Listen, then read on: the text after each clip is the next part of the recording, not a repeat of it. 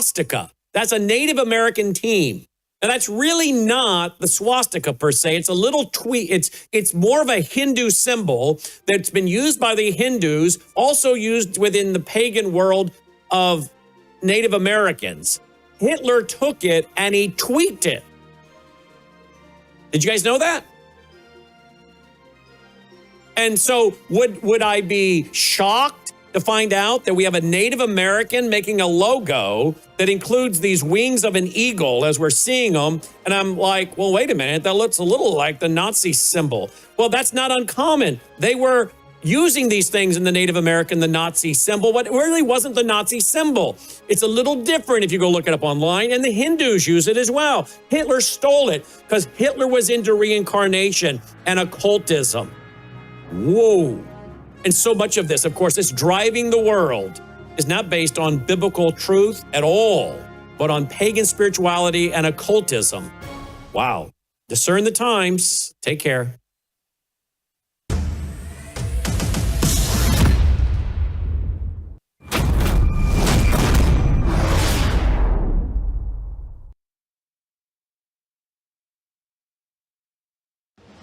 Colonel Rob Maness has a lifelong record of providing dedicated service to this nation. Having worked his way up from the enlisted ranks to full colonel, he served our country for more than 32 years. He has served as a bomber squadron commander, bomb disposal technician, Joint Chiefs of Staff operations officer, assisted the national security team with the campaign plan for the global war on terrorism. He authored the first theater nuclear war plan, and served as the Vice Commander of America's largest airborne intelligence wing. Colonel Rob Maness is a true American hero.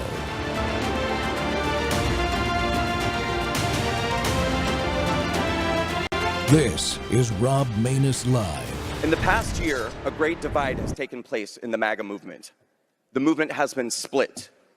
This divide is ideological, it's tribal, it's fanatical, it's doctrinal, it's irrationally emotional, it's generational, and in fact, if you're getting most of your news from Fox News or Facebook, there's a good chance you probably don't even know what I'm talking about right now.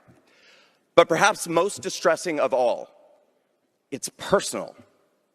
Every day now, I watch as friends and former friends, colleagues, allies, and followers of mine participate in savage character assassinations of people who 1 year ago they considered heroes to our movement. But even worse, there's now a demand that everyone must participate, that if we're truly moral, truly good, and true patriots, we must take a side in this divide.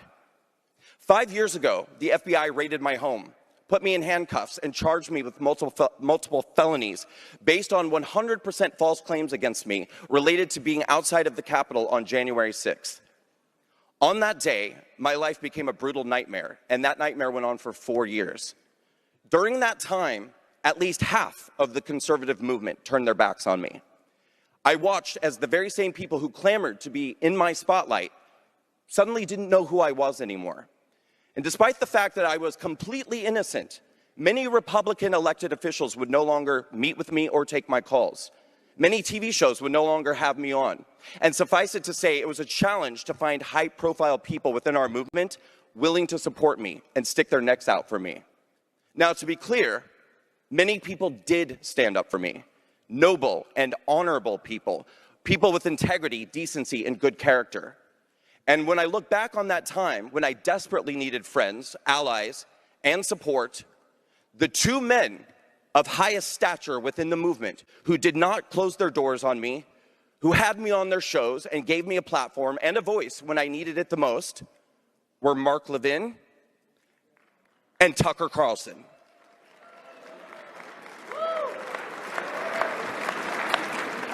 And now I'm being told I must choose between these two men. I'm either Team Mark, which according to one group would make me a warmongering neocon and a shill for Israel, or I'm Team Tucker, which according to another group would make me... True beauty isn't applied. It's nourished from within. Bella Grace Elixir, a luxurious, scientifically crafted blend designed to win political arguments. Good afternoon, my fellow Americans, and welcome back to Truth Thursday. The Rob Maness Show's live on Worldview Tube and our X Spaces simulcast. Well, I tell you what, something isn't quite right on the right now. As Brandon just said, we've won big, we've got the momentum, but instead of locking arms and charging forward, too many in our movement are turning on each other. It's becoming tribal, hive-minded, and at times downright mean. Just like the left, we've spent years fighting against these personal attacks, character assassinations, forcing people to pick sides between Tucker and Levin, or turning on allies like Marjorie Taylor Greene, who stood strong when others wouldn't. Well, we're all exhausted from the spin at the conferences and the constant pressure to fall in line instead of having honest, respectful debates. The base is hungry for the truth, not slogans. We're tired of being told everything's perfect when real frustrations are boiling over, especially with accountability for the January 6th heroes cleaning house at the DOJ and the FBI, and I'll add the Department of War, and staying laser focused on America first before the midterms. That's why I'm bringing that man you just heard from, my friend Brandon Strzok, on today. As the founder of the Walkaway movement, he's seen division up close. He's not afraid to call it out, so we can actually come together. We need tough conversations, not more infighting. Let's listen, let's question, and unite around principles, not personalities. Brandon, welcome back to the Rob Maness Show, sir. I appreciate your time. Good to be back. Hey, it's good to see you. So you laid out, that's just a very small part of a great speech you gave, by the way, and I want to compliment you on that. Plus, it gave me lots of video clips to use today in this show, so I appreciate it. Thank you. You know, I've run for office for U.S. Senate, and Mark Levin endorsed me twice. He had me on his show several times. And I've supported Tucker Carlson long before he got kicked off of Fox News, but especially after Fox News. So I'm glad you highlighted your personal experience between those two men. But how do we, when you were given the speech, in your mind, how do we resolve that issue between these two individuals and people like you and me that find ourselves in between them going, I'm not going to hate either one of these guys? Well, yeah, well, it's to me, it's pretty simple. Before I answer that question, let me just say, when I came over to the right back in around 2018, what in my speech I say I sort of felt like I found the promised land, because I felt like I found a place where we could disagree without being disagreeable. We could have civil discussions and debates, and not all have to be on the same side or the same have the same opinion about everything. But it never got personal, and it never really became about attacking people's character. And that's something that the left did. I mean, that is exactly something that one of the things that repelled me from the left. But that's what's happening now on the right. And so I think your question is, how do we overcome that, or how do we get through this, or whatever? Well, it's all we have to do is remember that we're allowed to have differences of opinion, and we're allowed to not agree with each other on every single policy idea or direction that this administration is taking. But if you disagree with the administration, it doesn't mean you're a bad person or a person of bad character or bad intentions. And if you do agree with the decisions that the administration is making, it doesn't mean that either. And so I was using Mark and I was using Tucker as examples, because they've kind of become these like archetypes and figureheads of the great MAGA divide. But the fact of the matter is, I know for a fact that they're both good people of good character. They just have found themselves at a point where they have vastly different ideas of what policy ideas are good for the country. And that's okay. And we can disagree strongly. I mean, if you are really strongly anti us going to war or striking Iran, whatever you want to call it, that's fine. And I think it's fine to say, Mark, you're dead wrong. You can say, Mark, you're completely stupid. You are absolutely stupid for thinking this is a good idea. But you don't have to, attack the root of his intentions or what he's all about. And same goes for Tucker.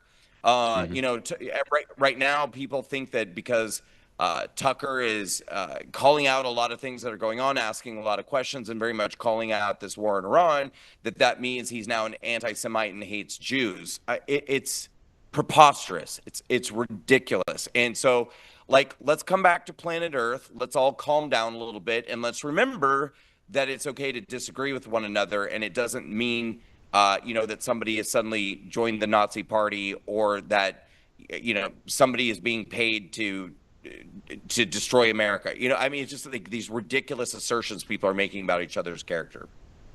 Yeah, yeah.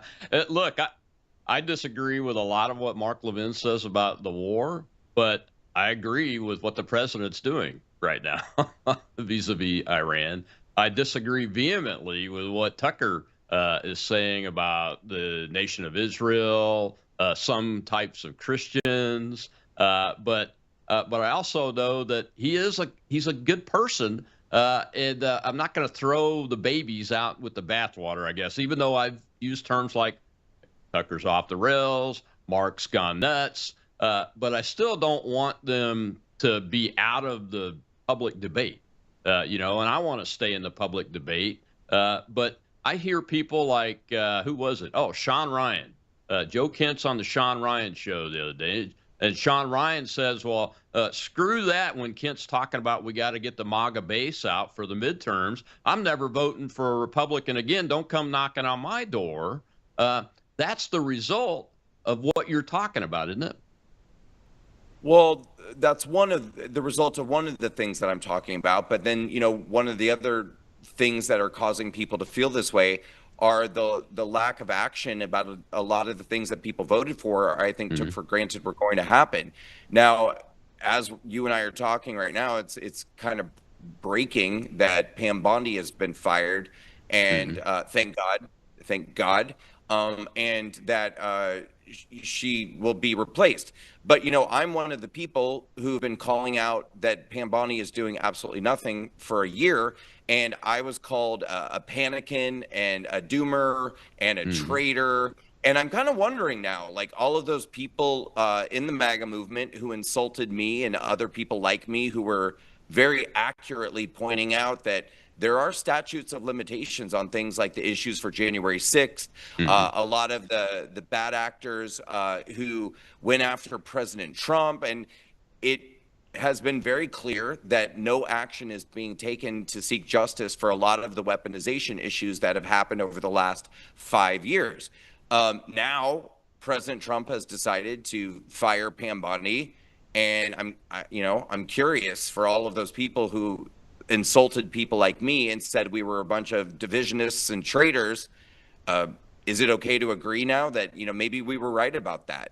Or at least maybe it was worth having the conversation about. And by the way, we're still running out of time.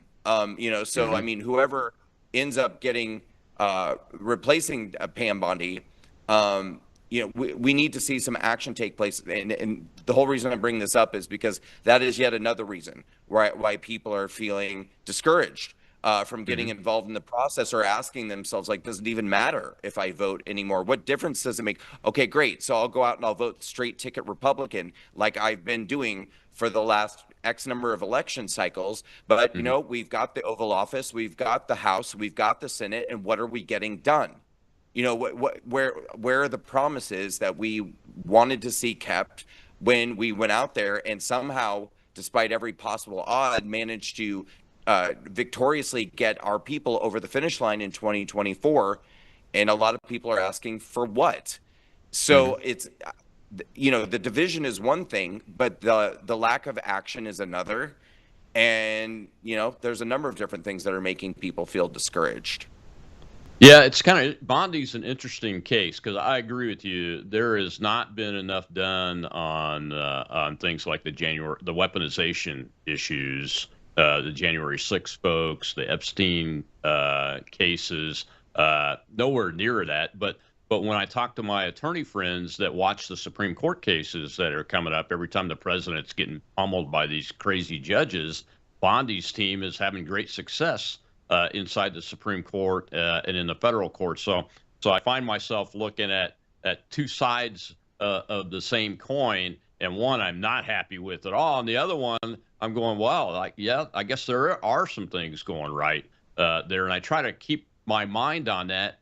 But it's very difficult in this environment, you know, as you were saying, some of the things that were said about you, like panicins and all that. I'm in my mind's eye, I'm hearing and reading the posts that I've seen over and over again. Anytime anybody criticizes anything that the president does, and look, I don't agree with everything President Trump does.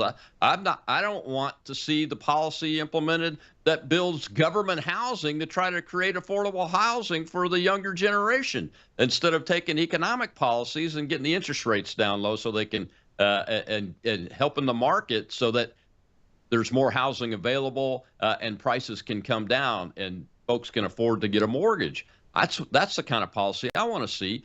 So I don't agree with everything that the president's saying, but I should be allowed to disagree publicly. That's the whole thing about the public square. And we got to take a break, Brandon. I know I've only got you for half an hour, but the next clip we're going to see you talk about, I think, the January 6th, folks. And you don't want to miss this, folks. Brandon Strzok is with me today from the Walkaway Movement.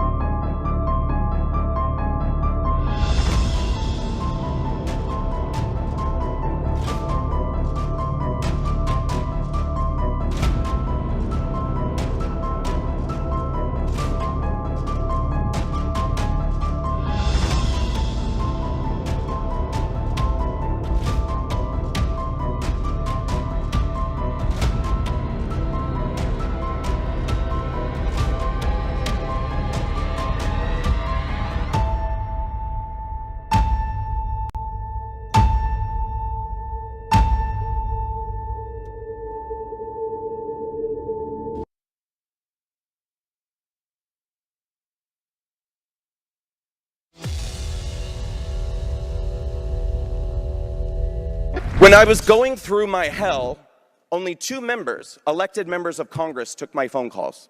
2. That was Lauren Boebert and Marjorie Taylor Greene.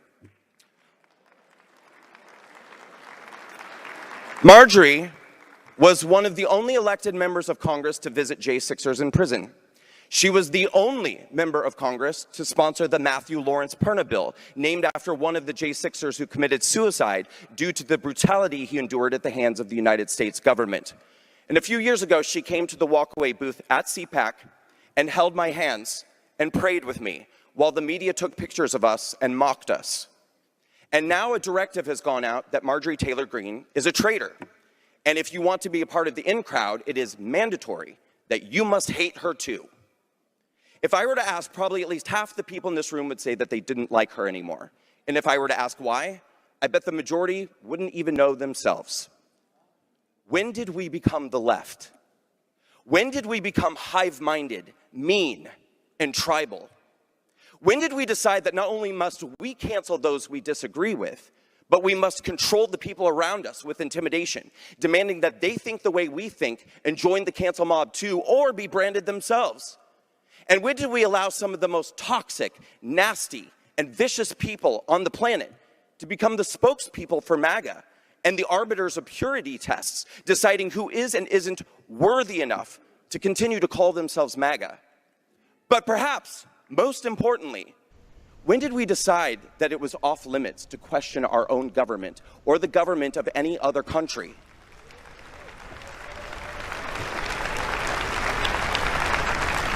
Let me tell you something.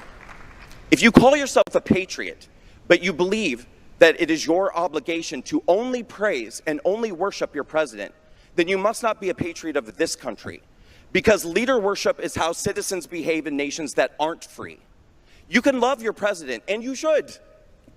But it is your duty and your obligation as a free citizen of the United States of America to challenge and question your government every day, regardless of who the president of the United States is.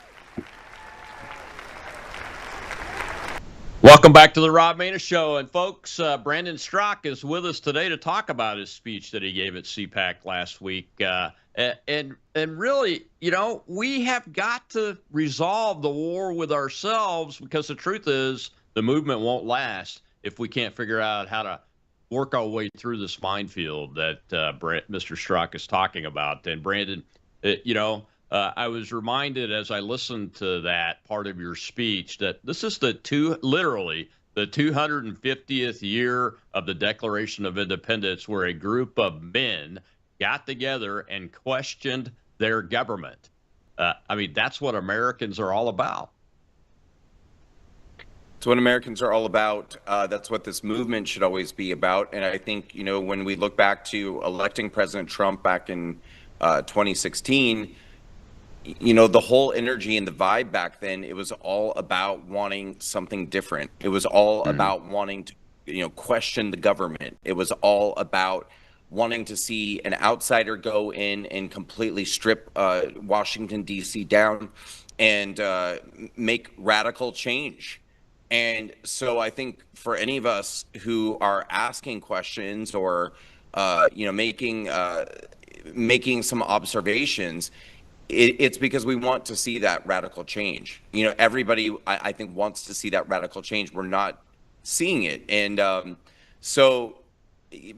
you know, your point is, I had actually that hadn't been in my head for a while. And to me, it's kind of sad, because this really should be this incredibly joyous year for us. You know, I mean, we do have Trump back in office. Republicans are in control of the House and Senate, and the 250th anniversary of our country. I mean, wow. I mean, we should be just focusing on, you know, having a year of joyous celebration. And instead, it's almost kind of, I hadn't even really been thinking about it until you just said it.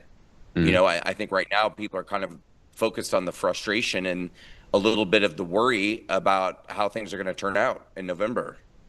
Yeah. You mentioned weaponization in the last segment, and I'm concerned about that too. As a matter of fact, I joined a group called Weaponization Watch that was started by the Patriot Freedom Project founder Cynthia Hughes, because the weaponization and lawfare and those kinds of things is still happening. And it's happening to many, many more people than just the famous people that you and I know about and hear from. And so she's trying to identify those people and try to get them some visibility so that people like the incoming Attorney General, because the outgoing one wasn't doing much in this area, so that they can see these people and see this for what it is, that the government is still in large part weaponized against average citizens for reasons that go way beyond holding somebody accountable because they committed a crime. And we literally are still there. I'm glad you brought up Marjorie Taylor Greene and Lauren Boebert, because very few people remember, for some reason, that if it had not been for MTG going to the DC gulag, that the focus that was put on that and the laser beam that shined the light in there on that facility and what the treatment was of everyday American citizens who shouldn't have been there would never have happened. And she continued to go in there and face really large amounts of criticism in spite of it.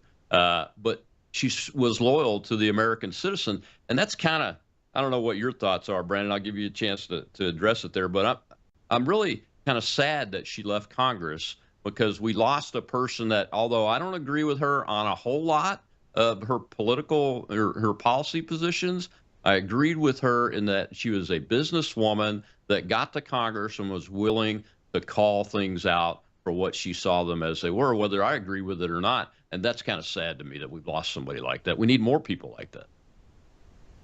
Yeah, we need more fighters for sure. And, you know, I think you had said, you know, people had kind of forgotten about her going to the prison and things like that. That to me is, you know, it's really disappointing, because again, that is another example of what I consider to be very sort of leftist behavior. You know, the left it doesn't matter. You can have a whole legacy and body of work of standing up for an issue or a cause, But the moment that you say the wrong thing or you do the wrong thing, whatever, it's like there's no loyalty whatsoever. It's as if you never did anything, and they will turn their backs on you and cancel you, and that's the end. And to me, I think that there are these moments in life that are really these poignant, pivotal stand-up moments where it's what separates the men from the boys, you know. And January 6th was certainly one of those moments where we learned who had courage and who didn't, and who was willing to stick their necks out and who was not. And you don't just forget about things like that. I mean, you shouldn't, you know? And so the very few people who were willing to take the phone calls of January 6ers or go to the prisons or take opportunities to stand up for people when no one else would, we shouldn't just be turning our backs on a dime on people like that, really basically because, you know, that person wanted to insist that we release the Epstein files and stand up for child victims of sexual abuse, which is really pretty much what happened. You know, when the narrative went out that we just weren't going to talk about Epstein, we were going to move on from Epstein, and Marjorie said, no, I'm going to continue to stand up for child sex abuse victims. Then the narrative or the directive went out that it was time to turn on her because she wasn't following the program. So then it was like everything good thing that she's ever done is completely forgotten.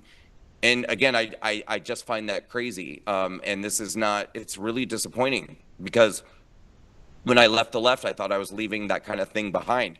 You know, I thought I was joining up with people who, you know, stand by people and have a deeper commitment to people than that. But I mean, I'm even seeing it myself. And, you know, I've done a lot of interviews since I did my CPAC speech, and it didn't just start in the last week. It's, you know, there've been a number of things I've spoken out about over the last year, and the comments that I'm getting from people in the MAGA movement, not, you know, certainly not everybody, I'm not saying the majority, but like a good number of people, very much attacking me on a personal level and saying, you know, the one I love the most is, well, what have you ever done? Who are you? Like, what have you ever done for the movement? And I'm like, you know, I don't know. I'm sorry. You know, I've been following you for a long time. That's ridiculous. Convinced a few 100,000 people to join your party. I don't know. You know, went to jail. I don't know. Like, you know, so it's just, but it's very obvious that there's, you know, with a lot of the people in the movement these days, it's like their loyalty is conditional. It's shallow. And it's really disappointing. So yeah, it is. Well, Brandon, you're a man of action, and I've only got a few minutes left before I have to let you go. So tell folks about the action plan that you've put together. You brought it up, you talked about it in your speech, but I just want folks to know about the plan and how they can participate and help you get this mission done, because it's very important. I'm available to help you in any way that you need me to help you too, by the way. Well, so one thing that we're doing right now is we're going to do a series of panel debates that are going to be filmed and broadcast. We already did the first. Now, these are not left versus right. They're right versus right. And the reason why we're doing this is because we're trying to basically, you know, get this all out on the table, discuss it openly, and hopefully begin the process of sort of healing this divide and moving forward from it. The first one that we just shot in Dallas last week was MAGA boomers versus MAGA millennials, because this divide is not just ideological, it's also generational in many ways. So that's the first one. We're going to do our next one is going, and it hasn't come out yet. It'll be coming out soon. That'll be on YouTube, X, Facebook, etc. The next one that we're going to put out is going to be people who have left MAGA versus people who are still in MAGA. You know, and when I say left MAGA, I'm saying people who now consider themselves America first. They haven't changed their ideology or anything like that. It's just that they feel like MAGA has changed and doesn't represent them anymore. So we're going to have that discussion between those people and the people who are still with MAGA. We're going to continue to do more and more of these. Now, certainly, we're not giving Walkaway, my organization, we're not giving up our main quest, our main fight, which is to bring awakening and to get people thinking for themselves and leaving the Democratic Party. And so I'm going to be in Wisconsin in about 2 weeks doing a tour of Wisconsin colleges. We're going to be touring colleges all over the country this year, as usual, and talking to minority communities with our message that it is time to walk away from the Democratic Party and think for yourself. It's just that right now it's a little more challenging to push that message forward when people on the left are saying, yeah, but the right is a hot mess, and why would we ever want to join you guys? So that's another reason why I think that, we have to get this all out, and we have to figure it out, and talk, and we're not going to fix it if we don't talk about it. And so I think we need to talk about it. I hope that we can fix it, and then we got to move, march together forward into November. But part of that march includes it is time for this administration, for it's time for Trump 2.0 to step up, and we need more. Period. We need more. We need to see the DOJ and the FBI cleaned out. We need justice for the January 6th defendants. We need solutions to the housing situation, the affordability situation for people under 30. As we said. A number of other things we need to see right now. And the Iran war is not popular certainly not with voters under 30 or under 40. So we need this administration to maybe a little less focus on foreign affairs, a little more focus on domestic affairs, and keep your promises. We need to see it right now. And I think that's the biggest issue. March into November. Yeah, I think that's the biggest issue. Well, thank you, sir. Appreciate you coming on and share with us your thoughts on that. We'll keep an eye out to help you share the conferences and the debates, because it's very important. You can't resolve anything without being able to respectfully debate each other. The left proves that every day in this country. They're on a path to destruction, where the right, even though we're a little bit out of sorts right now, at least we're not so insane we're trying to destroy the entire idea of America. Well, thank you very much, sir. Right. Thank you very much. All right. I'll be right back with I'm Fired Up. Chad Caton stepping in to the breach.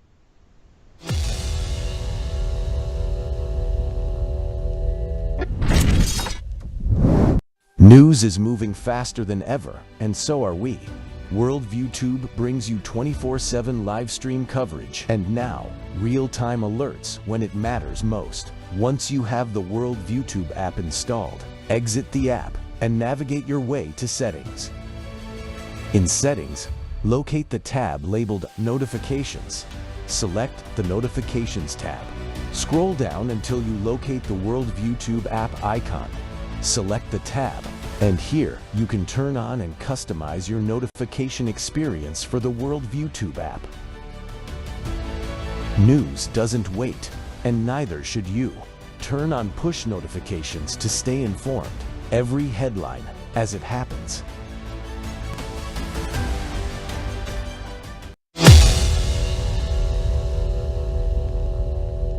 We need to see justice for the victims of January 6th who were financially destroyed and seem to have been completely forgotten.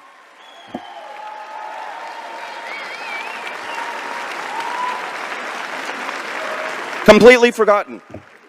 We need accountability for Fauci and the horrors inflicted during COVID.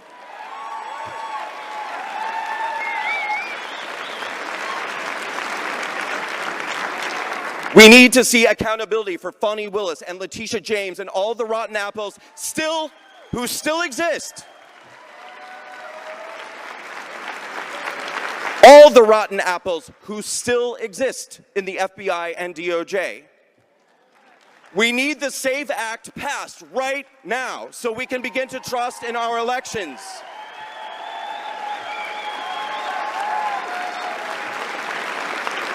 We need affordable housing and lower interest rates so that people under 30 can believe that home ownership and the American dream are still possibilities for them.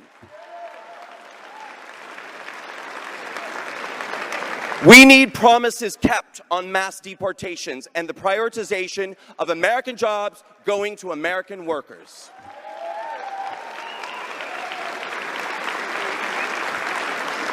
And we need to fight against censorship online and offline every single day, because that fight never ends. Welcome back to the Rob Maness Show, and we're live on Worldview Tube and our X Spaces simulcast. And we had Brandon Strock there, that man right there, on the first half of the show. And now joining us is Chad Caton, the National Field Director of the Conservative Caucus, former U.S. Navy veteran, CB, and a political strategist that understands the GOP, especially infighting issues, better than anybody else I know. I've spent more time with him than anybody else that's tried to address this problem. And Chad, welcome back to the show. Thank you for having me, Colonel. Always pleasure. Oh, I like the beard. It looks good. Hey, chicks dig it. There's nothing I can do about it. So I think you were in the room when Strock gave this speech at CPAC. I was actually outside the room. I didn't get to see the speech because I was doing media. I was actually meeting with or talking to Eduardo Bolsonaro at the time. Well, did you get feedback from folks that saw the speech? Everybody came out of there in the media row where we were at OAN and was like, wow, Brandon just lit up the stage. And he really read the room, right? And that was some of the issue we had with CPAC this year, is it didn't seem like CPAC actually was reading the national thought process in some of their guests and how they did things. You know, people walked out of there and they were fired up. You know, they saw a massive person that's involved in conservative politics that actually understood what they were feeling. It wasn't just something that was written on Twitter. He went out there and he said a lot of things that people are feeling right now. None of which I thought he put at the feet of anybody. He just said we have to remember how we got here and how you in the administration got here. And I went back and I watched the speech, and it was unbelievable.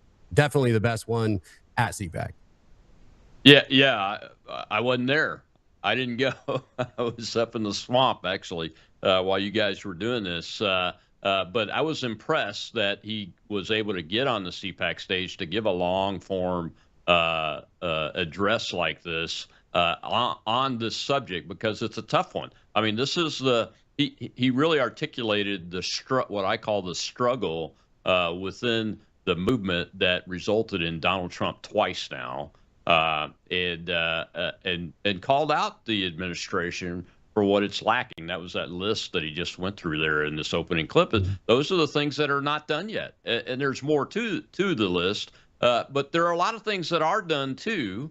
And he acknowledges that. And that's why when I saw the speech in its entirety, I'm like, oh, he did. He read the room. He's on the zeitgeist. And he's calling for everybody, even the folks that may be calling people panicans or saying they're traitors and all that. Everybody needs to come to the table and get in this debate so that we can come together and move forward, because general election time's coming up very quickly. These primaries will be over before you know it. Well, you know, and in Brad, and the way he kept it very generalized, saying, remember that we wanted mass deportation. You know, we just saw, you know, I spent a lot of time at CPAC with Commander Bavino. You know, are we taking a knee to Minneapolis right now? You know, there's a lot of questions out there that, you know, you see Nick Sorter going full tilt saying, you promised us mass deportations. And I was in Minneapolis for the clown show that went down there. You know, I agree with everything in the premise of what Brandon was talking about.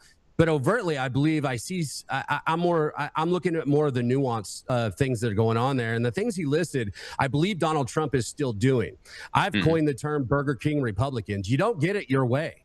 When you're sitting at the White House and you're given intel and you're given information, you have to make decisions. You don't have time to ask Twitter. And the president of the United States, by and large, I believe what he is doing by looking at those nuanced deals is going to give us a more prosperity. He's restructuring OPEC as we sit. You know, and he's forcing other countries to get off of the proverbial teat of the United States. You know, all of these things are going to snowball into what I hope and I believe Donald Trump's plan is for ultimate prosperity and to, in fact, make America great again and powerful again, instead of being apologetic about being the big boy on the block. Yeah, I think before it's over with, if you're in your 30s or younger, you'll be able to afford to buy a house. And eventually, if the path is stayed on, be able to have a single income, small family again and be able to live well. Well, we got a question in the audience. Let's go ahead and go over there. Shell, go ahead with a question. We have Wib, sir. Thank you, Shell. Thank you, Colonel. Hey, Chad. Good to hear from you again. I really wanted to ask since when Brandon was on, but you guys had a limited time. So this tribalism in MAGA that he brought a light to, do you guys feel that if there wasn't such a widespread scoffing of the term woke right, if we actually took that term seriously and addressed it back a year or so ago when it first started coming out, do you think this would have gotten as bad as it has? I'll let you start, Colonel, because I'm about to take off like the shuttle did yesterday. Well, look, I took heat for having Dr. James Lindsay on last year to talk about the woke right, because I was trying to figure out what the heck he was talking about, and unfortunately, I think he's right. He's correct, at least in the framing and the lens. He's trying to get James is a PhD, and he tries to give average people the lens that he sees things through, so they can understand what he's talking about. And I think the term woke right is the lens that he's building and continues to build. And the more I read about it and see things from people that may or may not be on the woke right, I start to understand even more. So that's where I'm at. I'm not ashamed to say that I've had him on. I'm going to have him on again because we've had a year or so go by now, Chad. And I think it's something that's worth looking into. In the next segment, you'll see with the opening clip why I'm talking about it. Well, here's where I live. And you know me, Colonel, I like to bring things into their minutia. Ladies and gentlemen, we're Republicans. There is no other thing. There's moderates. There's all that. You all can pick a New Jersey. But at the end of the day, it's about the team that's going to win. And if you want to go out there and you want to turn yourself into the Lion Party or the Rhino Party or the Squirrel Party, I don't care. At the end of the day, you're a Republican. And if you want to keep the woke, liberal, communist, socialist scum that is trying to take over this country, you only got one team. Now how that team functions at a high level is completely up to the citizenry of this country. And when you're voting at, what was it, 8% in Louisiana, sir, and you had 14% there was 10% in Texas out of 24% that voted because it is an open primary. This is a problem. And we can give ourselves all these cool names and we can go jive into that category where I'm woke right or I'm super badass right or something like that. But at the end of the day, we have to put good conservatives that we've seen through Donald Trump and the idea of MAGA and making America great and what it is to actually have representation. Currently, in that big, beautiful building in Washington, D.C., we do not have representation. We have people that do not fear the American people because they know that we are apathetic, especially in midterms. That is where we're failing. We keep looking for the boogeyman, but none of us want to look in the mirror. If you're not doing enough, that's on you. Oh, yeah. I'm glad you said 8%. It was in Mississippi. I live in Mississippi now, Chad. So we got to give credit where credit's due. Last primary this month, 8% voter turnout, man. And I'm glad you said that. You got to look in the mirror, folks. I mean, we could talk about these issues all day long, but until we acknowledge that it's up to us and that the us is not doing the job when you see an 8% turnout. It was 8.5% in my state the last federal election primaries, and we are clamoring for change in our elected officials, but we don't show up at the voting booth to implement the change because the people that show up are the ones that vote primarily for incumbents. Those are the people. We prefer to cry and be social media superstars than actually go out there and do the work. That's why I lead from the front, and I'm rarely home. Yeah. Elizabeth must not be happy with that right now. The house keeps getting redone. It is what it is. Well, hopefully she doesn't paint it all chartreuse or something on the inside. I stay in my lane, sir. All right. We're going to take a question from the audience before we go to this break real quick. But when we come back from this break, you're gonna see a clip as to what I'm talking about on the woke right. All right, AC, go ahead. Yeah, Chad, I agree with you wholeheartedly. And I think that the disenfranchised, or the ones that are angry, need to be understanding that they should be angry at the Biden administration, because they decimated our country so bad that everyone has a gripe and everyone wants their gripe addressed by Trump, and they can't do it all at the same time. And so, yeah, there's a lot of us that feel your pain and know how critical the midterms are right now. I don't disagree with what you said, AC, and thank you for the question. I disagree with the premise a little bit, because yeah, we can blame everything on Democrats. I believe that we get real lazy. And I always bring up the idea of what we are as firefighters. You know, when I was a firefighter, they would take the guy out of rookie school, throw him in our house, and be like, here you go. Here's your new firefighter. Look at his crispy new uniform. And then we knew that we were going to work, and we were going to work hard, because we had to train that new firefighter, because ultimately in that team, he was on our team and our lives were in his hands. We have a tendency to look at the past administration and continue being upset about it. Don't get me wrong, and I agree with your premise. Yes, the Biden regime was basically just garbage. And here we are. But we have our own problem in our party, and I think that's what we are trying to address, is that we have to stop crying about the little things and focus on the most important thing, and that is that we clean house in these midterms. Donald Trump is the tourniquet. He is not the fix. We, the people, have always been the fix. And if we're only voting at 8.5% in states, we are far, far, far from being organized enough to actually take this country back. That's the problem. I'm tired of worrying about the symptom. Yeah, you're absolutely right. We got to take a break. And people need to remember that Mr. Trump, he's not long for this world as an elected official. So his power will wane once he leaves office. We'll be right back with Chad Caton. All right, everybody. Hello, I'm Brandon House. Is the government tracking you? Do they have access to all your data? Well, if you go to worldviewtalk.com, you'll find out about a cell phone company that, well, does not store your data. They don't do that. This is what they're known for. They don't store your data. You have privacy. You're not being tracked. That's why a lot of folks are turning to worldviewtalk.com. You'll find their prices are very competitive.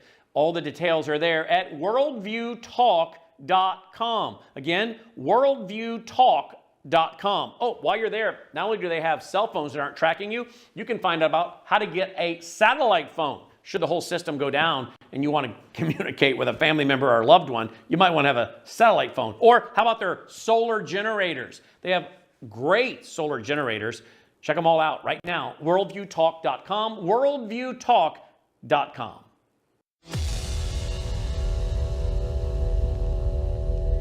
And what we're seeing play out here, I mean, because they were talking specifically about Ben Shapiro, who's been, very defensive of Israel and critical of the Nick Fuentes situation.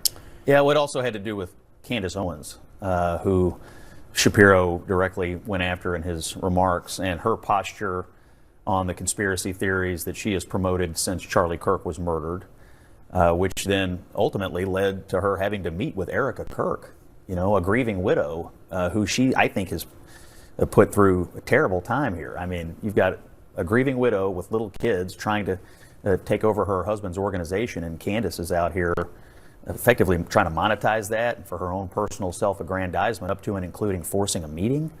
I think it's pretty crazy. I don't personally like all this infighting myself, but on the issue of Israel and on the issue of whether we're going to platform anti-Semitism or platform Holocaust deniers, I know where I am, and that is we're a political party, not a sponge, and we don't have to soak up everything that oozes in under the door. How do you, the Candace Owens thing that you mentioned, you saw Megyn Kelly there, you saw Steve Bannon there, other figures essentially siding with Candace Owens, right, over Ben Shapiro, no? Why? I don't know. It's somewhat complicated to me with these personalities and their interplay. I know this.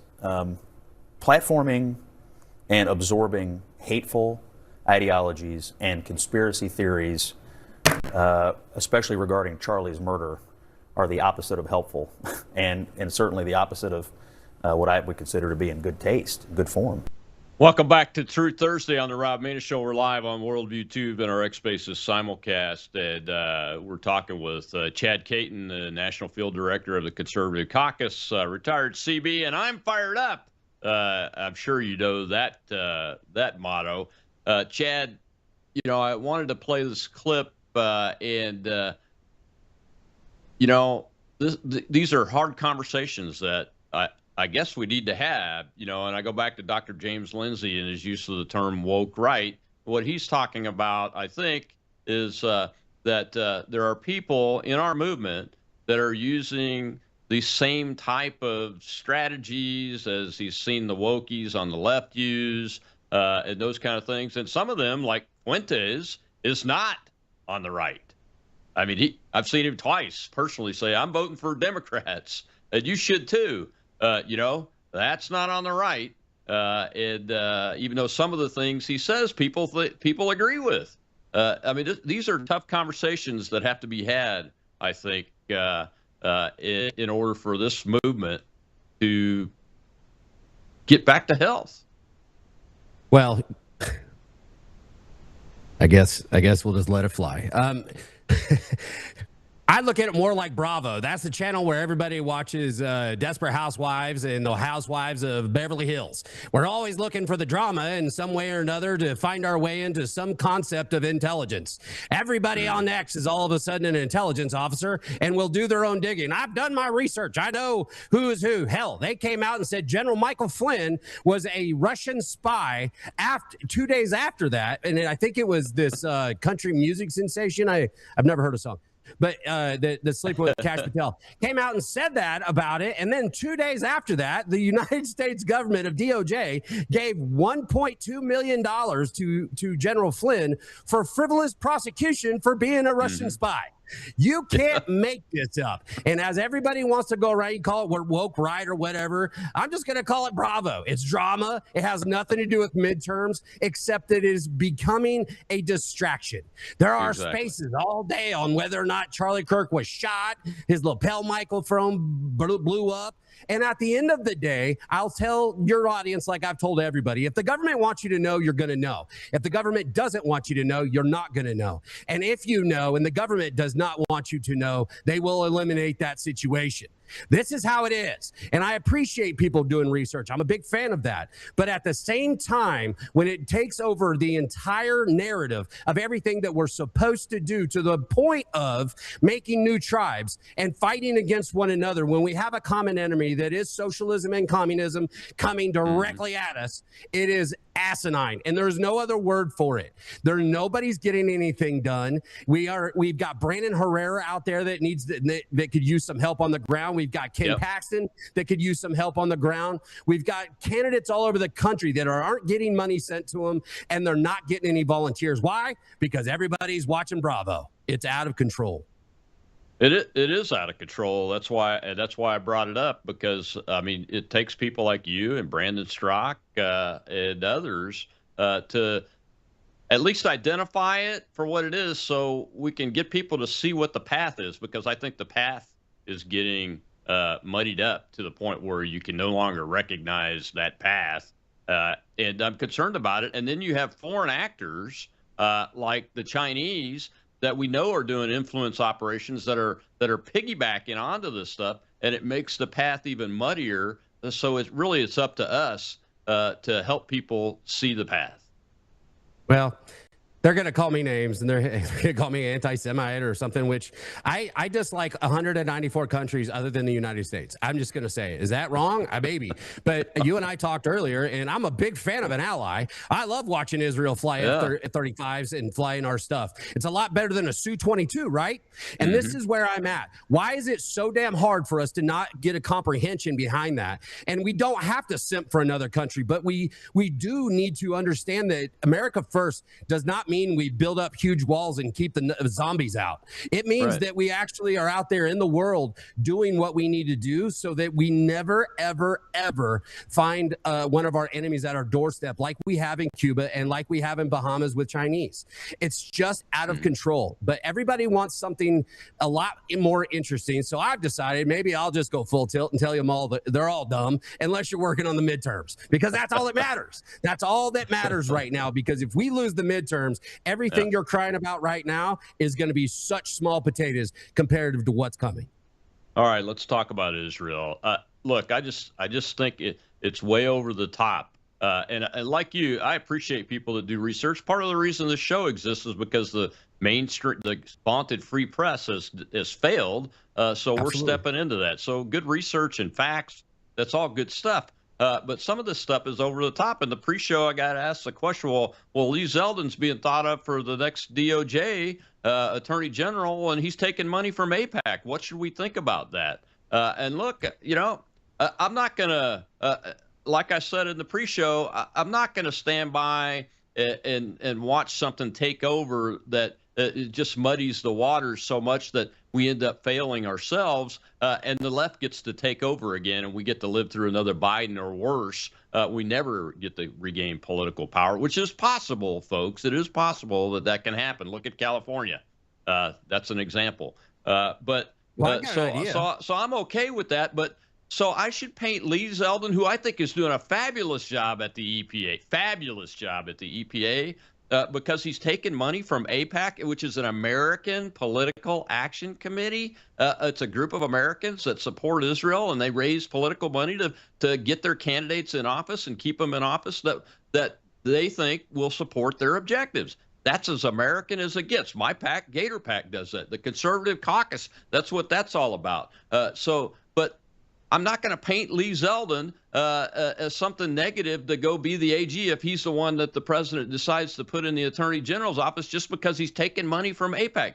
Give me a break, man. I mean, I can disagree and agree with people all day long, like Brian Mast. I don't agree that Congressman Mast wore the IDF uniform or that he's a dual citizen of the United States and Israel, and he's a member of Congress, and he put the IDF uniform on in Congress. I don't agree with that. I think it's wrong. I don't think there should be dual citizenship for anybody that's in elected office at any level inside the United States of America. As a matter of fact, I don't think there should be dual citizenship at all. My oldest son was born in a foreign country, and I was told, and when he turns 18, he can choose, because we didn't have dual citizenship then that was allowed in this country. And it's wrong. You cannot serve two masters, and that's one of the things that's happening in this country. So that's where I'm at on the whole Israel thing. They're a great military ally. No other forces could do what's being done the right way in the country of Iran right now, creating the space for those people that want freedom to take it back away from these crazy Nazis